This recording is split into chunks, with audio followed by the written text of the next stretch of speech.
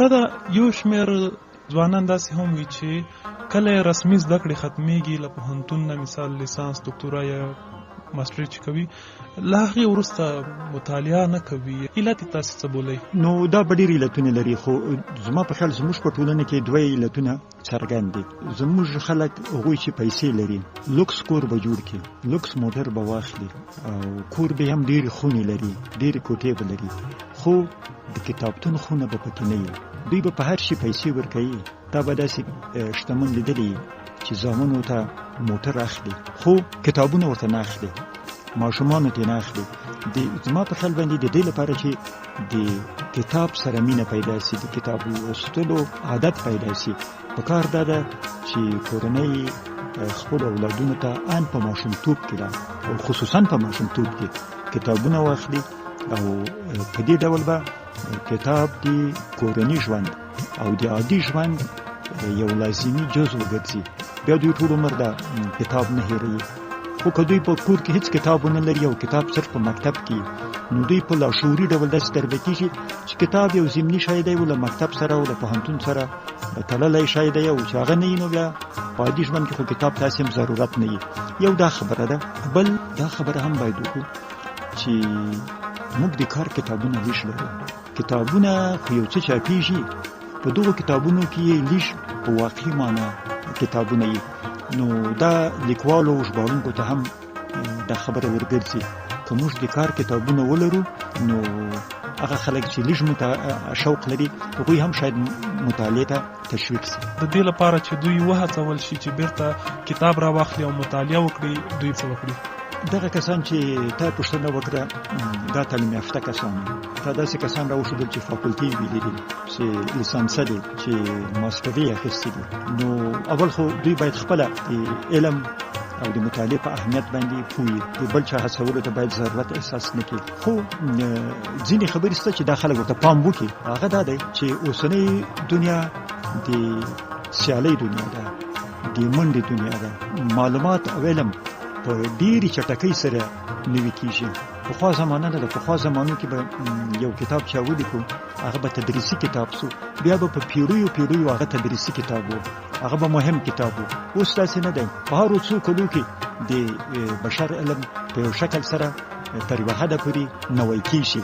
نو که یو څوک لیسانسي یا ماسټري ولري، ډکتورا واخلي او په ډېرو ښو نمرو فارغ سي، بیا هم که دی کتاب ونه لولي او خپل علمي هڅه جاري ونه ساتي، نو دی به په ډېر لنډ وخت کې داسې څه ونه لري چې هغه د استفادې وړ وي. نو دوی ته دا ویل هم پکار دي چې په تعلیمي سند باندې ستاسو چاره نه کېږي.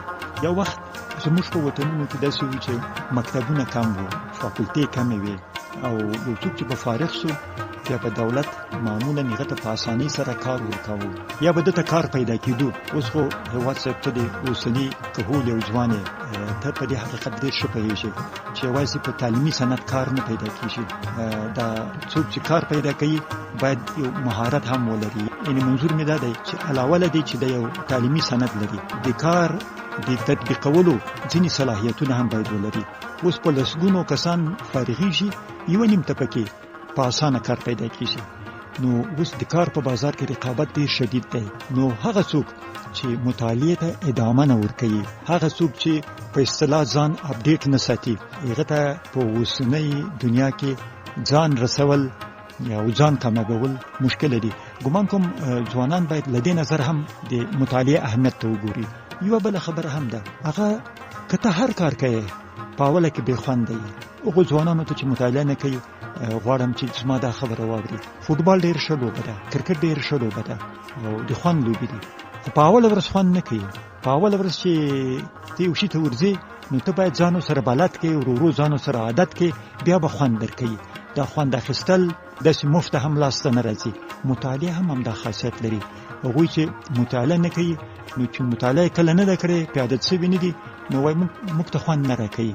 حال دا چې دوی که یو څو کتابونه ولولي، خصوصا که په اوله کې لږ څوک مرسته ورسره وکړي او په ښو کتابونه پېښ شي، په واقعي کتابونه پېښ شي، بیا به په اوله کې ورسره چندان عادت نه وي، لږ څه به یې په فشار وایي، خو بیا به داسې مرحله راورسېږي چې بې کتابه به یې ګزاره نه کېږي.